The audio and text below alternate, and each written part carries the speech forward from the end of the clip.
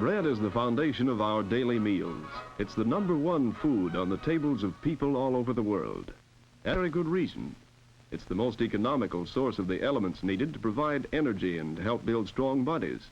It is wholesome, tasty, and although man doth not live by bread alone, without it a meal seems incomplete.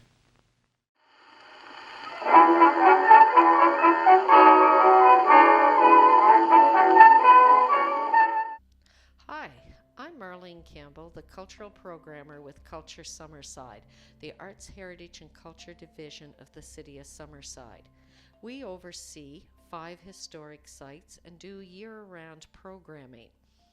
A few years ago, one of the summer programs we did was Bread and Butter, in which participants came in and made bread and butter and enjoyed their product at the end. This summer, we thought it might be fun to record a little bit of what we did during the session so that you can try it at home as a family. Bread is a staple of life. It's sometimes called the staff of life, meaning that it's a staple in our everyday diet, and it has a very old history. Now, hunters and gatherers are well known as part of our history. And gatherers would gather seeds and use them as part of their food.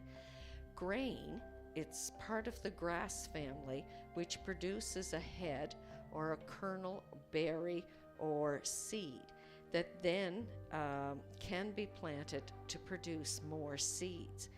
The story goes that wheat, which is the most popular grain used in the making of bread, was found in ancient Mesopotamia. Now, the early people just chewed it between their teeth and pulverized it and ate it that way. I can't imagine that it tasted that good. But once they figured out they could pulverize it with their teeth, they then began to pulverize it and break it up using stones, which eventually became known as the millstone. And we have one here in the yard at Wyatt Heritage Properties. The majority of millstones that can now be found on Prince Edward Island were brought over from England. So somebody then figured out what you took the pulverized grain seed and mixed it with water. Then, if you cooked it over a fire, you had a flat, dry bread that was much easier to transport than all of these seeds. The discovery that seeds could be planted in the ground and that they would produce more seed is really the start of farming or agriculture as we know it today. Now, the bread that we are going to make today would be my grandmother Campbell's recipe. And in order to get this recipe, I had to work alongside of her because she was the type of baker who just knew how to do it. And she put a little bit of this in and a little bit of that and ended up with something wonderful. So what I did was, as she was doing it, I would take it and measure it then, and I got an exact recipe, which, if I do say so myself, is very delicious. The first component to start with was the yeast. Now, yeast is also, it is a fungi or a one-cell organism. And it's believed that about 1000 BC, the Egyptians figured out how to isolate yeast and ferment it and used it in the making of beer. So they figure what happened is an accident. The best things in the world have been discovered by accident. That they then accidentally dropped some in to the flat bread batter and it raised up, giving leavened bread. Early islanders used hops to make their yeast. Potatoes can also be used to make a yeast. What we're using today is freeze-dried yeast, which means that it lasts. So it's kind of asleep and we have to wake it up. So we're going to use 1.5 cups of lukewarm water. And you don't want your water to be too hot or it will kill your yeast. Cold water will work, but it takes a much longer time. We need to feed our yeast. So to do that, we're going to take 1 teaspoon of sugar and put it in with our water. And then we are going to add 2 tablespoons of yeast. Now we all have yeast naturally in our body, and if we overfeed it with too much sugar, it grows and gets out of control and makes us feel rather miserable. So we're going to set our yeast aside and let it rise. And that, it's called sometimes making a sponge, because you will see once it rises up that we have a sponge-like material. And if you look, you can start to see the bubbles forming as the yeast starts to wake up and go to work. So we are going to use wheat as our flour. And of course, we know that wheat has spread around the world and that Canada produces some of the best wheat in the world. When they first started to make bread, of course, they just pulverized the whole kernel and you had a very coarse flour. Over time, they learned that they could separate the kernel. If you have the whole kernel, you're getting all of the nutrition and it's the best thing for you. But white flour became a status symbol for people, and white flour is just the center of the kernel. And they figured out how to do this by taking pure silk, putting it over sieves, pouring the flour on, and letting it run through. And because it was very, very expensive to make white flour, it became a status symbol because it was something that the rich could afford to have. So in our recipe, which I have measured out, we're using 13 cups of flour. Now today I'm using straight white, but you can make a decision. You can make it with the whole grain, which is then your entire kernel, or you can mix white and the whole grain together to give you a bit of a lighter loaf of bread. What we're going to mix with the flour is sugar. Now sugar was used both as a sweetener and a preservative. And once they found out that the sugar cane, which grew in the wild again, could be used to preserve food, life became much simpler. So we used 6 tablespoons of sugar, white processed sugar. Salt. Salt was very important in the making of bread because it does a number of things. It preserves it, it gives it flavor, but it also stops the yeast from continuing to grow. If your yeast grows out of control, you get very holy bread. So we put in 2 tablespoons of salt. Salt, which is mined either from the land or from the sea, was extremely important to the early people. In the Roman Empire, roads were built to transport salt. People went to war over salt. And money. Salt was used as a form of money, and that's where the word salary comes from. So it plays a very big part in keeping our body in balance. Our next ingredient is just 3 tablespoons of shortening, or you can use lard, which is an animal product, whichever you prefer. In the early days, of course, it would have been the lard. And make your tablespoons really heaping. So that's 3 tablespoons.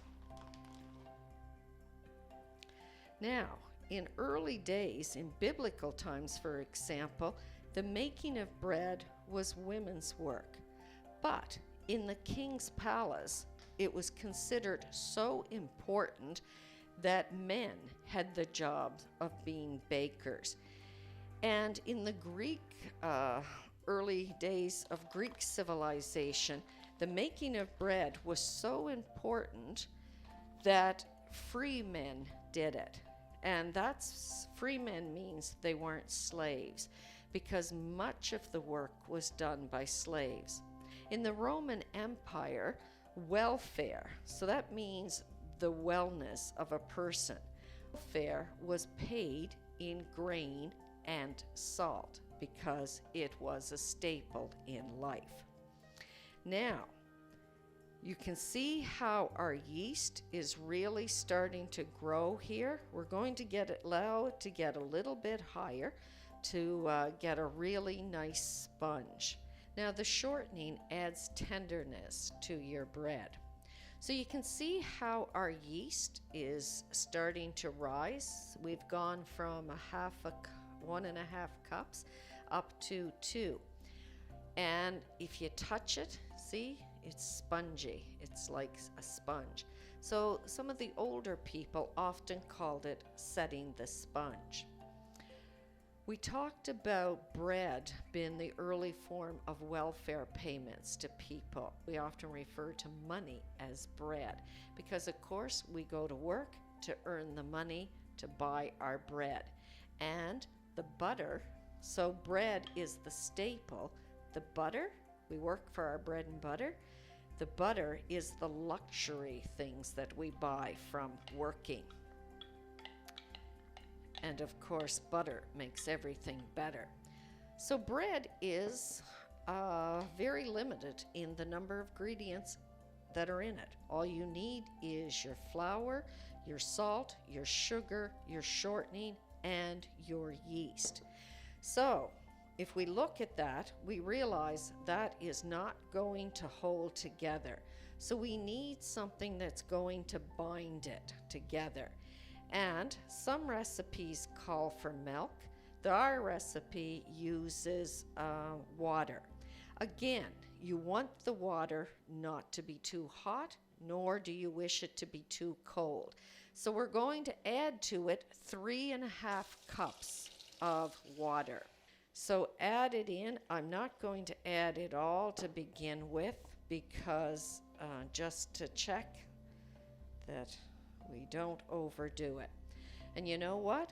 Hands were made before utensils, so I am just going to use my hands to bind this all together.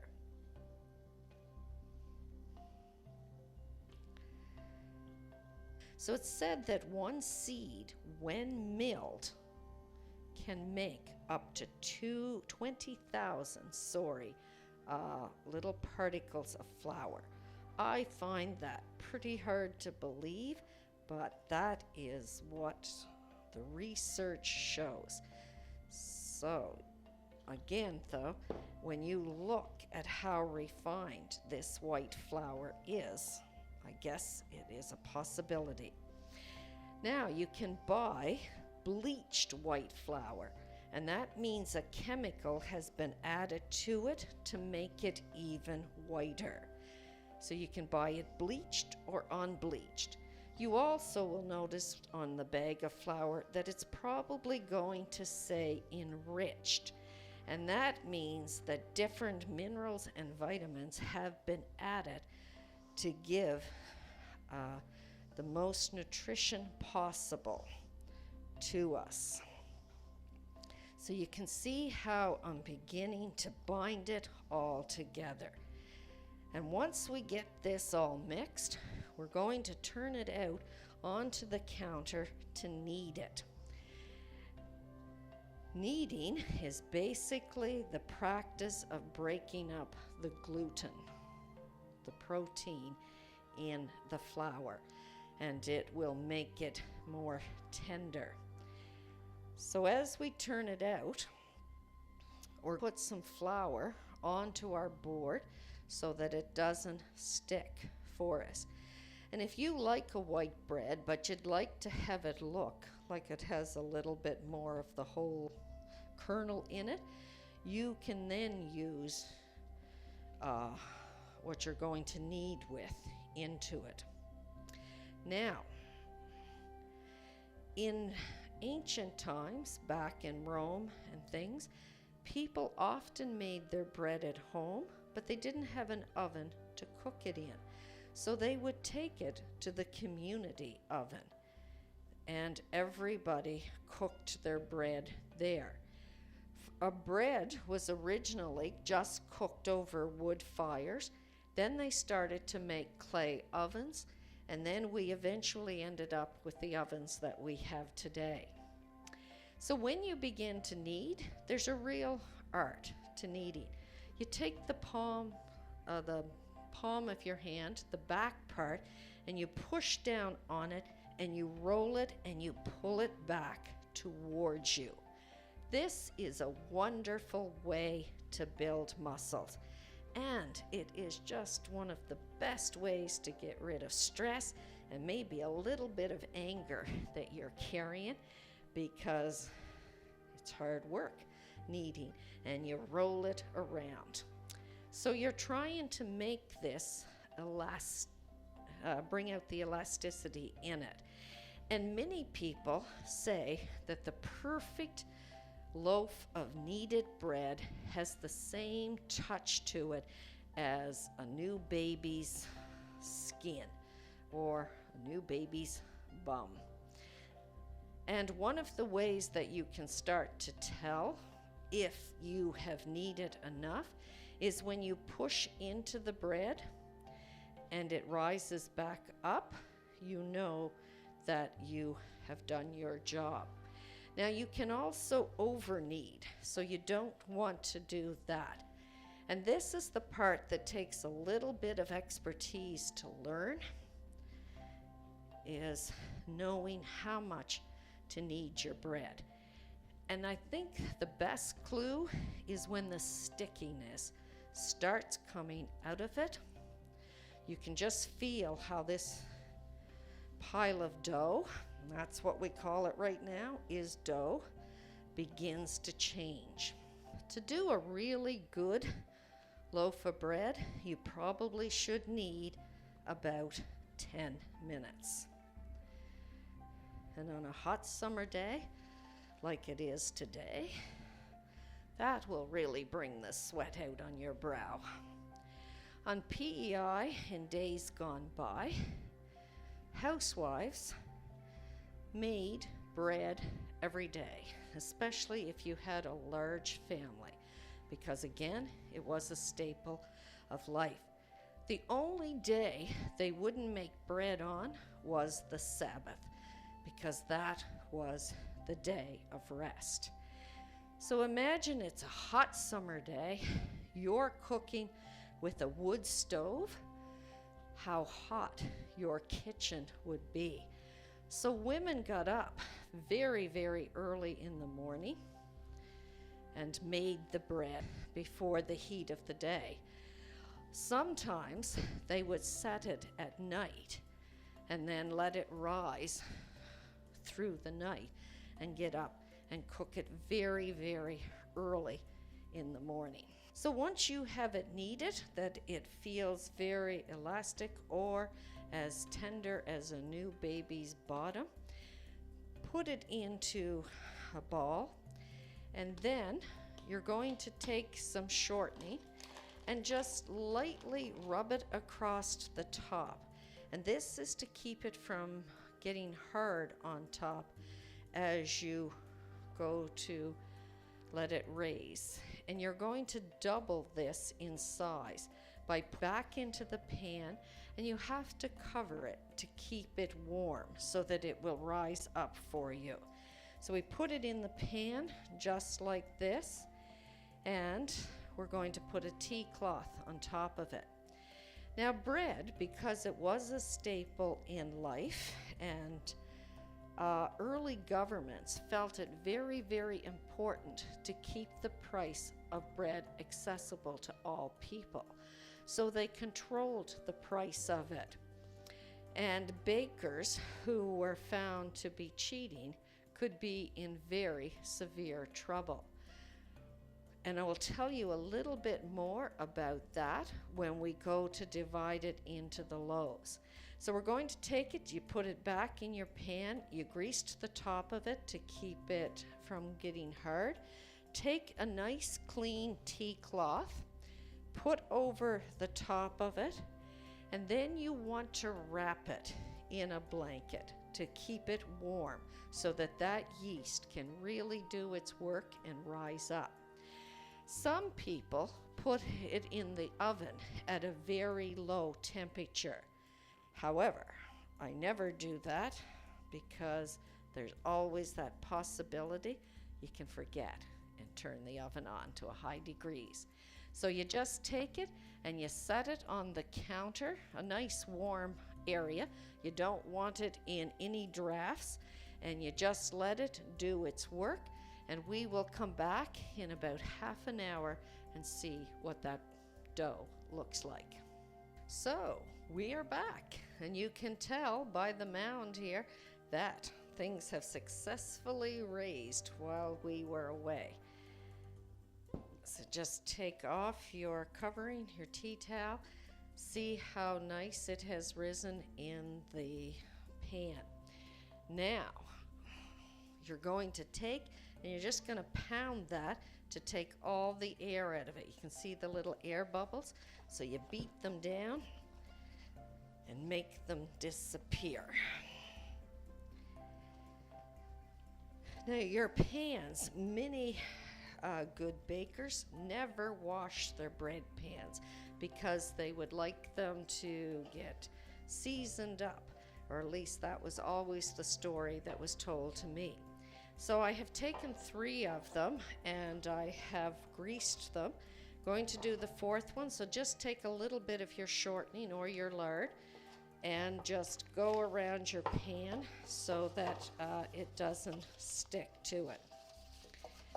Now we are going to try to make 4 loaves out of this recipe. Actually, it would be 8 loaves, 4 complete loaves, 8 half.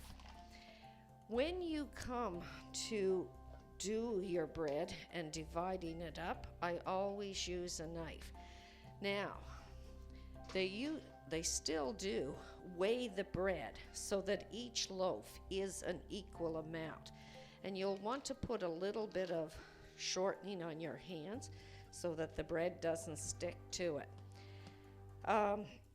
It used to be that if somebody was caught shortchanging the weight of their loaf, they were in serious trouble. In England, it's reported that in days past, the baker who was caught cheating by selling light bread could find himself in the stocks or being hauled through the streets in front of a crowd with a loaf of bread tied around his neck behind a horse, been pulled behind a horse while people jeered and threw things at them. It's even said that in ancient Turkey, a person found cheating, a baker, I should say, found cheating on his bread, would have his ear cut off and nailed to the door of his shop.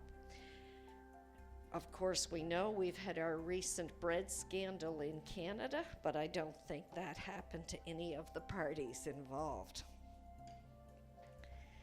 So we just cut it up. When they used to take the bread to the local or the community oven to have it baked, another trick there apparently was for the bakers, when they accepted the bread to go into the oven, to tear a little bit off of the bottom of each loaf, and the person bringing it really wouldn't notice a little bit gone. But if you did that to enough people, you had enough to make a loaf of bread, and that was another way of shortchanging people. So after we get the bread weighed out, and of course I'm not weighing it out, I'm just guessing, I'm cutting it. We have to let it rise again in the pans, and that's about a half-hour process. And what I usually do with this one, I don't wrap it as heavily the second time around. I just put the tea towel over it, line it all up on the counter. So I'm thinking that those loaves look fairly even in size. And I have been known to come along and tear a little bit of it of one pile of dough and put it in to the other. And you don't have to divide it into 2 loaves per pan. You can do just the 1 loaf, but I like to do that because then if I want to freeze it, I'm not making bread every day for a large. So I take it and I freeze it, and I find to do it in the half loaf is much easier, and you can just separate it and take it out of the freezer, and then you use the bread up and it stays nice and fresh. So these are my 2 bigger pans. I've made the loaves a little bit bigger, but you can tell by looking at them I'd be in serious trouble if I went to sell these because the weight is very uneven in them. So I hope there's no horse waiting on the street to drag me through the streets. So we'll leave this for a half hour. In the meantime, I'm going to warm my oven. 350 degrees is what I cook the bread at, and I'll cook it for 30 minutes. Now I like to preheat the oven till it reaches the 350, and then I usually leave it another 10 minutes to make sure that the entire inside of the oven is warm and at the right temperature. So we're going to see what happens with this on the second rise. We are back in the kitchen, and it looks like our bread has risen beautifully. You don't want to let it rise too much, because you will get the final bump in the oven. And we can see we have a few air bubbles in this one. So the oven is preheated to 350 degrees. We're going to pop it in. And as quickly as possible, because apparently every time you open your oven door, you lose about 25 degrees in temperature. So it's in the oven. We're going to cook it for 30 minutes and see what the results are. We're pretty spoiled today in that we have electric and propane or gas ovens, and the temperature in your kitchen doesn't get all that hot. The smell in here right now is incredible, and we're down to the last 6 seconds on the timer, just waiting to see what is in the oven. Okay, we'll turn the timer off. So let's open the oven and see how our bread looks. Now, one of the ways that you know your bread is cooked is if you tap it on the top and it gives a hollow sound, and which it does. So our bread is ready. And just immediately tip it out of its tin, so you can see the big loaf, how lovely it looks. And we are definitely not even in size, but that's okay because we are going to enjoy them on ourselves. So once you take it out, in order to keep it, the top from not getting really hard, and to give a little bit of flavor, we just take some butter, and yes, it must be butter, and just rub it all over the top. It gives you that beautiful look. If I do say so, I think this bread looks pretty darn good. Now, we are not professional bakers here at Wyatt Heritage Properties. All about experimenting and just having fun with it. And like I say, this is my grandmother's recipe, and you don't have to be professional to try this out. And every time you do it, you'll find the flavor gets a little bit better. So we'll just pull open one of the loaves to show you what it looks like inside. Now, in my grandmother's day growing up, they would never eat bread hot from the oven because they believed it would just form in a big ball and sit on the bottom of your stomach and cause you to be quite miserable. And that is very hot. So does that not indeed look good for a couple of hours of work? This is what you can present on your dinner table. I always let the bread cool a little bit before cutting it so that it cuts easily. In my house, the heel, that's what everybody fights for. It's the best part, I think. So you just take a bread knife and cut down. Now this loaf isn't completely cool, so it's going to be a little harder to cut. But you can just hear the sound of that knife going down through it. And then we're going to take some ADL butter produced with Island Dairy products and spread it all out across. Oh yeah, butter definitely makes everything better. Peanut butter is really good on fresh homemade bread, home preserves of any kind, and in the Maritimes, quite often what you'll get is molasses. And you just pour it out over, make it nice and thick, spread it all out.